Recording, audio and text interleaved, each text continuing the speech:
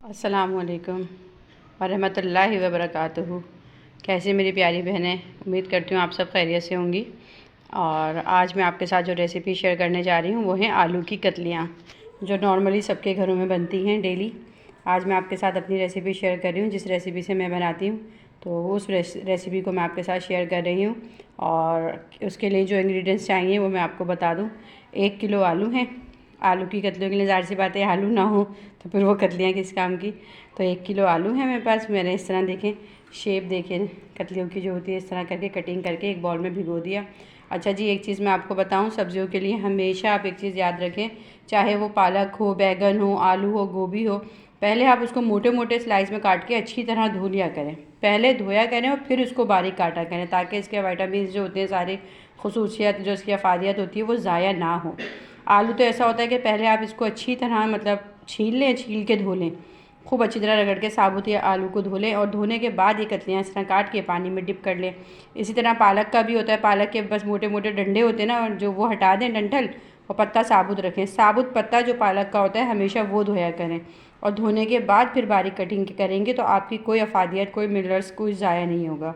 अच्छा जी, 1 किलो मेरे पास ये आलू थे, इसको मैंने अच्छी तरह धो के और ये कटिंग कर ली है बारीक बारीक, इस तरह ना कतलियाँ बना ली हैं आलू की। अभी नया सीज़न का आलू है तो उसकी बहुत ज़्यादा बारीक भी नहीं कटिंग करेंगे, वो भुट्टा बन जाए कतली पकते वक्त ना। बस दरमियाना देखें, मैंने आपको साइज़ दिखाया है ना, इस साइज़ की मैंने आलू की 1 किलो आलू की कटिंग कर ली। इसके लिए मुझे बाकी जो तमाम चीज़ें चाहिए वो है, आधा कप जो है कुकिंग ऑयल है। नॉर्मल आप कोई सा भी ऑयल ले सकती हैं। अगर सरसों का ऑयल यूज़ करती हैं तो सरसों ले लें, जो ऑयल आप यूज़ करती हैं वो आप ले सकती हैं। आधा कप ऑयल। अगर आप ऑयल की क्वांटिटी बढ़ाना चाहती हैं तो थोड़ी बढ़ा सकती हैं, पर ये कि आधा किलो ऑयल, आधा कप ऑयल जो होता है 1 किलो आलू के लिए मतलब बेहतरीन होती है हिसाब किताब ये। अच्छा, एक बड़े साइज़ का टमाटर है मेरे पास, इसे मैंने बारीक बारीक बिल्कुल काट लिया है। बड़े साइज़ का एक टमाटर है। अच्छा, उसके बाद है राई का पाउडर, कुटी हुई राई। ये देखें, ये जो राई है ना, साबुत राई होती है, इसको मैंने आपको बताया है अपनी पिछली वीडियो में भी। ये मैंने कूट के एक ही दफ़ा ग्राइंड करके रख ली है। आप राई का सब्जियों के साथ तो बेहतरीन जोड़ें। आप अगर एक वक्त को टमाटर जो है स्किप कर दें, पर राई डालेंगी ना, इससे खटास भी आती है और एक बहुत अच्छा फ्लेवर आता है। कुटी हुई राई है मेरे पास 1 खाने का चम्मच। और हल्दी जो है कतलियों में ज़्यादा डलती है, तो मैंने 1 टेबल स्पून जो है हल्दी ली है। हल्दी 1 टेबल स्पून है, और कुटी राई जो है ये मेरे पास ½ टेबल स्पून है। ठीक है। उसके बाद है कलौंजी। कलौंजी मेरे पास ½ टी स्पून है, ½ टी स्पून है। सफ़ेद ज़ीरा 1 टीस्पून है, सफ़ेद ज़ीरा 1 टीस्पून, कलौंजी ½ टीस्पून। कुटी हुई लाल मिर्चों में ये मैं बनाऊंगी, इसमें पिसी लाल मिर्च, हरी लाल मिर्च कोई सी भी यूज़ नहीं करूँगी। तो कुटी हुई लाल मिर्च जो है ये मेरे पास है 1 टेबल स्पून। ठीक है, 1 किलो आलू में 1 टेबल स्पून है। अगर आप मिर्चें कम खाना चाहते हैं तो आप थोड़ी बहुत इसमें कम बढ़ कर सकते हैं। जिंजर गार्लिक पेस्ट है 1 टेबल स्पून। नमक 2 टेस्ट है। कड़ी पत्ता, आपको पता है मैं सब्जियों में कड़ी पत्ता हो गया, राई हो गया, ज़ीरा हो गया, इसका इस्तेमाल मैं लाजमी करती हूँ। कड़ी पत्ते का तो इस्तेमाल आपको अपनी लाइफ में करना ही चाहिए, क्योंकि ब्लड प्रेशर कंट्रोल रखता है। कड़ी पत्ता 8 से 10 पत्ते थे, पर मैं इनको चूरा करके इसलिए डालती हूँ, साबुत नहीं डालती, कि बच्चे जब साबुत होता है ना तो वो निकाल देते हैं, और जब इस तरह ही चूरा होता है तो वो निकाल नहीं पाते उनके, मतलब वो खा लेते हैं, बच्चे भी बड़े भी। नहीं तो अक्सर लोगों की आदत होती है ना, खाना खाते वक्त की साबुत चीज़ें, हरी मिर्चें आई कुछ आई बीच से निकालते गए, तो इसलिए आप इसको बारीक क्रश करके डाल दिया करें। अच्छा, मैं सारे इंग्रेडिएंट्स आपको एक बार फिर रिपीट कर देती हूँ। आलू जो है मेरे पास 1 किलो है, बारीक स्लाइस में मैंने काट लिए हैं गोल गोल। ऑयल है ½ टेबल स्पून, ½ कप। एक बड़े साइज़ का टमाटर है। पिसी राई है मेरे पास, ये जो है ½ टेबल स्पून है। और 1 टीस्पून जो है मेरे पास हल्दी है। कलौंजी है ½ टीस्पून, और 1 टीस्पून जो है मेरे पास सफ़ेद ज़ीरा है। कुटी लाल मिर्च है 1 टेबल स्पून, और 1 टीस्पून जो है मेरे पास ये है लहसुन अदरक का पेस्ट। नमक 2 टेस्ट है। कड़ी पत्ता 8 से 10 अदद पत्ते। तो चलिए हम रेसिपी का स्टार्ट करते हैं कि किस तरह हमने इसको आलू की कतलियों को तैयार करते हैं। अच्छा जी, अब हम सबसे पहले स्टार्ट करते हैं अपनी कतलियों का बनाने के लिए। जो हमें चाहिए, देगची को मैंने चूल्हे पे तेज़ आंच पे मतलब गर्म करके फिर स्लो कर लिया। अब इसके अंदर जो सबसे पहले मेरे पास ऑयल है ना, मैं ऑयल डाल दूँगी।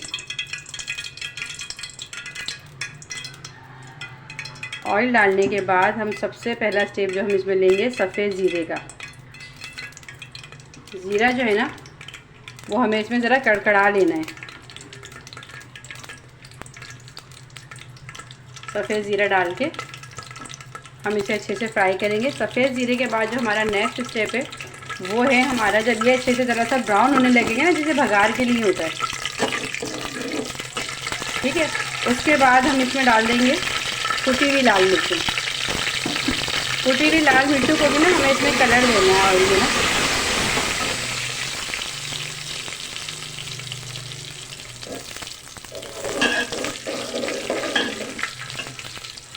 कुटी हुई लाल मिर्च को जब अच्छे से कलर देंगे, थोड़ी सी ये ब्लैक नहीं करनी, बस थोड़ा सा जैसे कुक हो जाएंगी ना, फ्लेवर चेंज होने लगता है इनका। इसके बाद मैं इसमें डाल दूँगी कड़ी पत्ता। कड़ी पत्ते को भी मुझे इसमें फ्राई करना है। देखिए, सबसे पहले मैंने इसमें जो डाला है, ये क्या कहते हैं, सफ़ेद ज़ीरा डाला। सफ़ेद ज़ीरे के बाद कुटी मिर्च डाल दी। कुटी हुई मिर्च के बाद कड़ी पत्ता। अब हम इसमें डालेंगे ये जो लहसुन अदरक का पेस्ट है, ये ठीक है, लहसुन अदरक का पेस्ट डाल देंगे।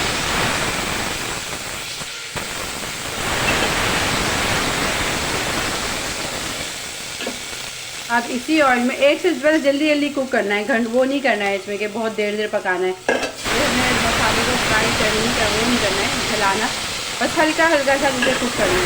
अब हम टमाटर डाल के भूनेंगे खूब अच्छी तरह। आपने टमाटर जब अपना पूरा पानी छोड़ देगा ना, उस टाइम पीरियड तक आपने थोड़ा सा टमाटर को भूनना है।